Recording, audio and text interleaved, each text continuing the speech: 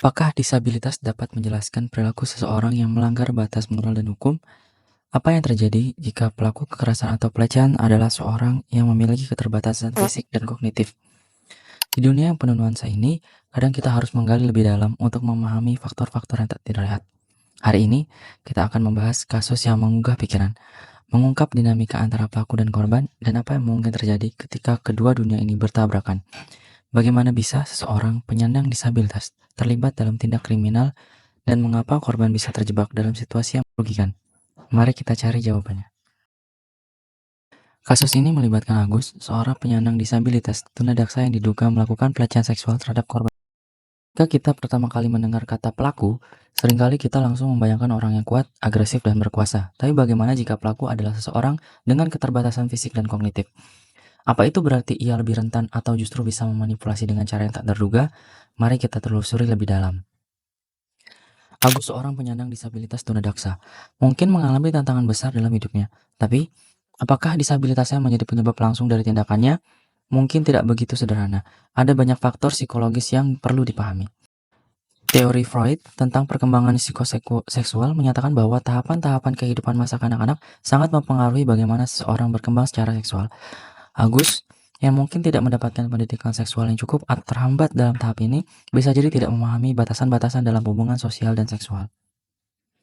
Teori lain yang dapat menjelaskan kondisi Agus adalah gangguan counter impuls. Ketika seseorang kesulitan mengendalikan dorongan-dorongan yang muncul dalam dirinya, mereka bisa terjerumus dalam perilaku yang merugikan orang lain. Agus, dengan keterbatasan fisik dan kognitifnya, bisa jadi lebih mudah terpengaruh oleh dorongan ini, tanpa benar-benar memahami konsekuensinya. Dan tentu saja, ada teori pembelajaran sosial dari Albert Bandura yang mengatakan bahwa perilaku manusia banyak dipengaruhi oleh apa yang mereka amati dalam lingkungan sosial mereka. Jika Agus tumbuh dalam isolasi atau tidak memiliki contoh hubungan yang sehat, ia mungkin tidak memahami apa yang pantas dan tidak pantas dalam hubungan manusia. Namun, kasus ini tidak hanya tentang pelaku. Kita juga perlu memahami mengapa korban yang tampaknya normal secara fisik bisa terjebak dalam situasi yang berbahaya. Teori ketergantungan emosional menjelaskan bahwa seseorang yang merasa tergantung secara emosional pada orang lain bisa menjadi lebih rentan terhadap manipulasi atau ancaman. Dalam hal ini, meskipun Agus adalah penyandang disabilitas, hubungan kedekatannya dengan korban bisa membuat mereka merasa terikat, kasihan, atau bahkan merasa bertanggung jawab untuk memenuhi kebutuhan perilaku. Korban yang merasa kasihan atau simpati terhadap Agus mungkin merasa terpaksa mengikuti permintaan atau ancaman pelaku. Gaslighting adalah teknik manipulasi psikologis yang digunakan oleh pelaku untuk membuat korban meragukan persepsi mereka sendiri. Dalam hal ini, Agus bisa saja menggunakan teknik ini untuk meyakinkan korban bahwa perilaku yang dilakukan adalah normal, bahkan sesuatu yang harus diterima. Misalnya, pelaku bisa mengatakan, "Jika kamu tentang aku bisa melukai dirimu." Atau, bahkan membuat korban merasa bahwa ia bisa mengontrol dirinya sendiri karena disabilitasnya.